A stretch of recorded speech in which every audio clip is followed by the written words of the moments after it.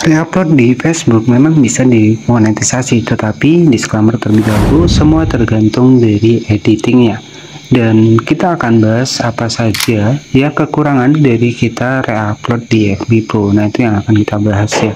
Karena memang banyak sekali yang mempertanyakan seputar reupload dan apakah lolos monetisasi. Baik, jadi untuk reupload sendiri, buat yang belum tahu, nah misalkan sebagai contoh, di sini buat editingnya saya menggunakan aplikasi CapCut. Jadi kita langsung masuk saja menggunakan aplikasi CapCut. Jadi reupload ini memang banyak diminati ya. Jadi pertanyaannya apakah bisa lolos monetisasi? Ya, jawabannya bisa, tetapi semua tergantung dari editingnya. Kemudian nanti kita akan bahas beberapa kekurangan dari reupload ya. Nah, misalkan saya masukkan seperti ini untuk salah satu video, misalkan video lucu seperti ini, kita langsung editing untuk video real Facebook. Nah, tampilan seperti ini, untuk rasio kita atur di 9:16. Ini yang direkomendasikan oleh FB Pro. Jadi kalau pengen upload seperti ini, usahakan nanti bisa tampil wajah. Caranya tinggal klik di bagian overlay, kemudian tambahkan overlay. Nah, di sini tinggal kita tambahkan wajah kita di sini. Misalkan sebagai contoh seperti ini. Ya, jadi kita melakukan reaction di bagian dari videonya. Ini sebagai contoh saja. Kemudian video aslinya di sini kita ubah menggunakan suara kita. Jadi seperti ini proses untuk ketika teman-teman pengen re-upload nih. Jadi di sini itu adalah video asli kita. Kemudian di bagian atas adalah video yang kita ceritakan untuk narasinya. Jadi narasi bisa kita ubah. Nah, kenapa banyak yang berminat di re-upload? Salah satu yang pertama mungkin dari jumlah views yang lebih cepat ya. Apalagi kalau kita re-upload misalkan drakor ya ataupun film-film Korea, itu kan banyak sekali peminatnya ya.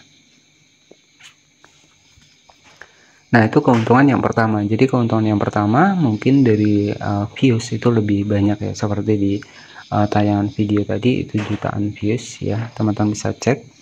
Jadi di bagian awal tadi ya. Jadi memang penghasilan di FB Pro itu tidak sebesar yang kita bayangkan ya untuk saat ini. Karena memang banyak sekali updatean ataupun perubahannya.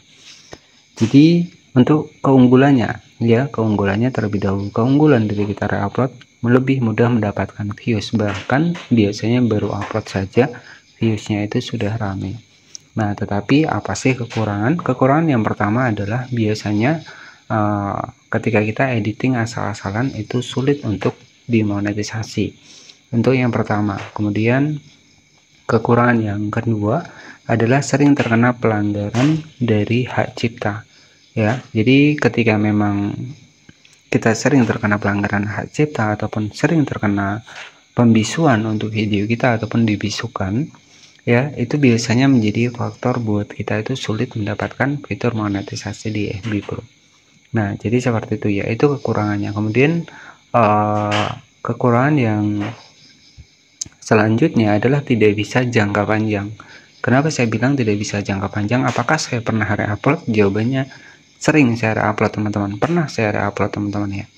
Jadi penghasilan ya itu nggak akan jangka panjang. Jadi istilahnya seperti ini. Ketika memang kita re-upload nih lolos monetisasi, misalkan kita dapat penghasilan sekitar $200 dalam sebulan. Itu untuk bulan pertama. Bulan kedua kita terkena pelanggaran nih. Ya, jadi ujung-ujungnya seiring dengan pelanggaran-pelanggaran hak cipta yang berulang, yaitu bisa jadi penghasilan kita ditahan, fitur monetisasinya dicabut. Artinya tidak bisa jangka panjang. Memang di waktu itu saya penghasilannya lumayan besar ya dari upload ya, tapi tidak bisa dijadikan jangka panjang. Kita nggak akan pernah tahu nih kapan video kita diklaim oleh pemilik dari videonya. Nah, itu kekurangan dari re-upload ya.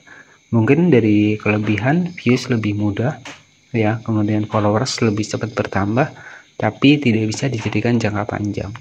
Nah, berbeda ketika kita menggunakan konten original kita.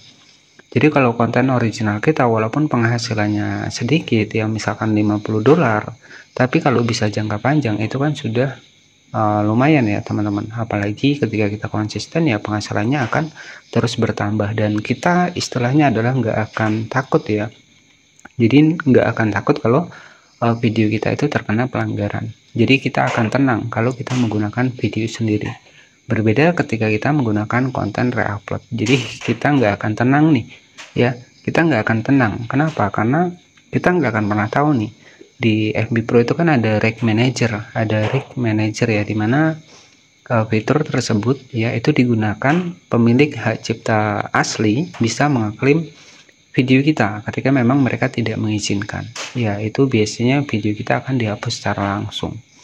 Ya, kekurangannya di situ. Jadi kalau kita sudah misalkan kita di Fanspack nih ataupun di FB Pro kita melakukan reupload, kalau sudah terkena pelanggaran di FB Pro, yang paling ngeri adalah kita tidak bisa melakukan apapun termasuk upload video, kemudian juga komentar, ya apalagi kita bikin postingan itu nggak akan bisa lagi, dan itu pun kita nggak akan pernah tahu tuh bertahannya sampai kapan ya. Jadi itu yang pernah saya rasakan. Jadi memang reupload itu banyak peminatnya, tapi di sisi lain tidak bisa jangka panjang, dan di sisi lain ya itu juga sayang buat akun kita sendiri.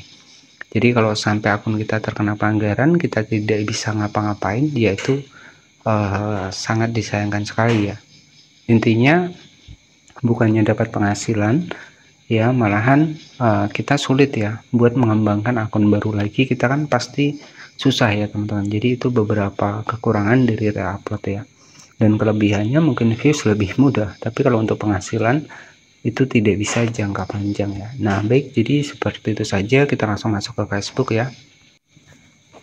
Baik, jadi di sini saya sudah masuk di salah satu akun saya, dan di sini sudah mendapatkan fitur monetisasi konten, ada iklan stream, ada langganan. Kita buka di bagian langganan, teman-teman bisa cek sendiri.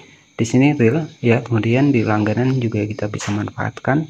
Ini sebagai contoh saja. Jadi memang di FB Pro ini ketika memang kita itu memenuhi syarat ya ataupun mematuhi persyaratan, fitur monetisasi itu akan lebih mudah kita dapatkan. Ya, tetapi kalau kita misalkan reupload tapi asal-asalan, ya akan sulit buat mendapatkan monetisasi konten.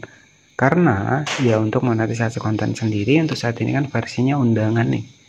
Jadi kalau kita sudah sering terkena pelanggaran, ya sulit buat kita bisa mendapatkan undangan secara langsung dari Facebook ya.